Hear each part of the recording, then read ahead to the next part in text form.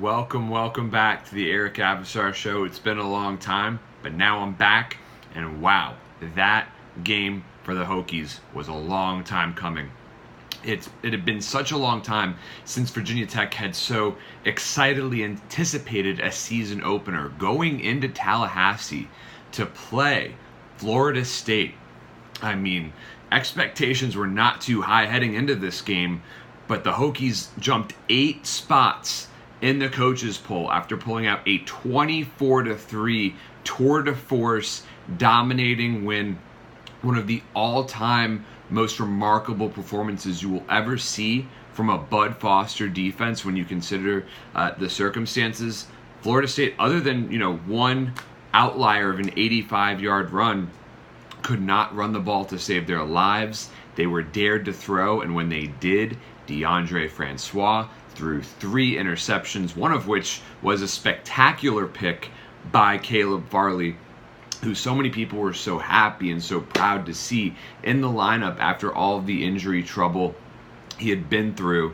And, a star that everyone's going to be talking about coming out of this game was Eric Kuma, catching the last touchdown pass after scooping up a blocked punt and taking it back to the house. Only the 3rd player in Virginia Tech history to score on special teams off a blocked kick and on offense as well. So Kuma, a huge game for him. Josh Jackson didn't make any mistakes. Not a spectacular game, certainly not a poor game. Went about, I think, 16 for 26 for over 200 yards and 2 touchdowns. So important for the Hokies to get early momentum. I personally was begging for the Hokies to score early because I went to the Hokie bar, the Rusty Mullet in Hollywood, and it was overrun with Florida State fans. But instead of Fear the Spear, it was Tears for the Spear.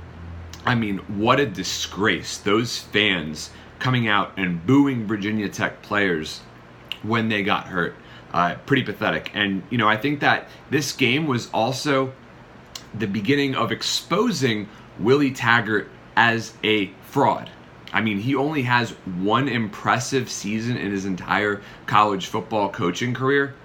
He is 47-50 lifetime head coaching record in college football. How do you have a losing record in coaching almost 100 games and then land the Florida State job? It's honestly beyond me. A carpetbagger move to leave Oregon after 1 year, but I get it. It's the dream job. Sometimes you get an offer that you can't turn down. But this is all about Virginia Tech. The lunch pail defense, a defense that had been decimated by the offseason from hell. Tim Settle going pro. Greg Stroman gone. Mook Williams kicked off the team. But what does it matter when you can reload and get young guys who are ready to go and perform at a high level year after year, whether they're newcomers or seasoned vets? Of course, every Hokie's heart sank when Ricky Walker got hurt and couldn't come off the field on his own weight. Thankfully, he got right back on the bike and right back onto the field of play. Ricky Walker is a colossal leader and such an important player on a thin defensive line, but the young linebacking core in particular really impressed me. It was just total and utter defensive domination. And credit to Justin Fuente for making the right adjustments at halftime.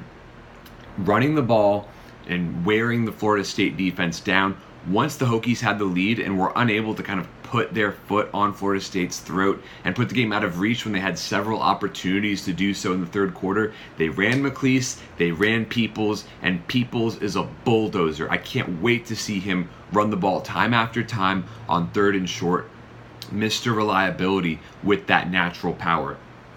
What an impressive, surprisingly delightful win for Virginia Tech, going into Tallahassee and taking down Florida State by 3 touchdowns. Gotta hope that the Hokies don't have an emotional letdown heading into this weekend's matchup against William & Mary. You gotta assume that Fuente, Bud Foster, and company will have the boys ready to go, ready to fight, and consolidate this massive early season momentum.